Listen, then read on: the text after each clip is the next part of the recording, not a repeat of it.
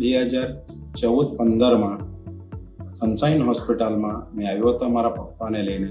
ત્યારથી અત્યાર સુધી કન્ટિન્યુ મેં આ હોસ્પિટલમાં પેશન્ટો લઈને બી આવ્યો છું ને બીજું કે મારા પપ્પાને બી બહુ સારી એ લોકોએ સેવા આપી. મારા પપ્પાને બહુ ખાસી બીમારી હતી, વાલની હતી, એન્જિયોપ્લાસ્ટ હતો, બાયપાસ સર્જરી હતી, તો પણ આ સાહેબ લોકોએ બહુ મહેનત કરીને મારા પપ્પાને અત્યાર લગન સારા રાખ્યા. ત્યાર પછી અત્યારે 4 મહિના પહેલા મને બી દુખાવો થયો ને હું આ જ હોસ્પિટલમાં આવ્યો અને તરત ઇમરજન્સીમાં ગયા, રિપોર્ટ કર્યા ને તરત સાહેબ લોકોએ કીધું કે ભાઈ તમારે સ્ટેન્ડ મૂકવું પડે.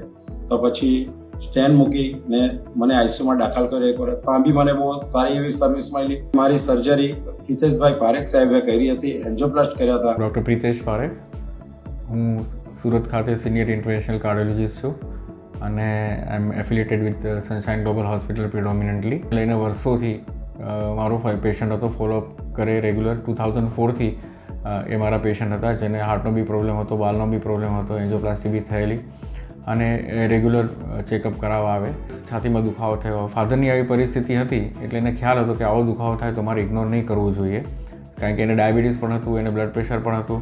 અને જેવો એને થોડુંક છાતીમાં ડિસ્કમ્ફર્ટ લાગી અને અજુગતું લાગ્યું એ તરત જ દોડીને અહીંયા આવી ગયો અને અહીંયા આવીને આપણે પ્રિલિમિનરી નિદાન કર્યું, ઇસીજી ને ઇકોકાર્ડિયોગ્રાફીને બેઝિક ટેસ્ટ કરી. એમાં જ ખ્યાલ આવ્યો કે એને ડેફિનેટલી ફાધરનો વારસો લીધો છે અને હાર્ટનો જ પ્રોબ્લેમ છે.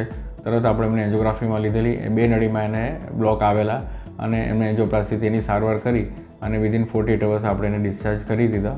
અવેરનેસ હતી કારણ કે એના ફાધરને હાર્ટનો પ્રોબ્લેમ હતો. નિયમિત રીતે એ પોતા ફાધરને બી લઈને આવે, બીજા પેશન્ટોને બી લઈને આવે. એટલે હૃદયની બીમારીમાં ઇગ્નોરન્સ ના કરાય. હૃદયની બીમારીમાં સમય ખૂબ જ જરૂરી છે અને મોટે ભાગે એને એસિડિટી ગણીને ક્રુશિયલ સમય ગુમાવીએ છીએ. અને નબળું હાર્ટ એ નબળું એન્જિન છે આપણું.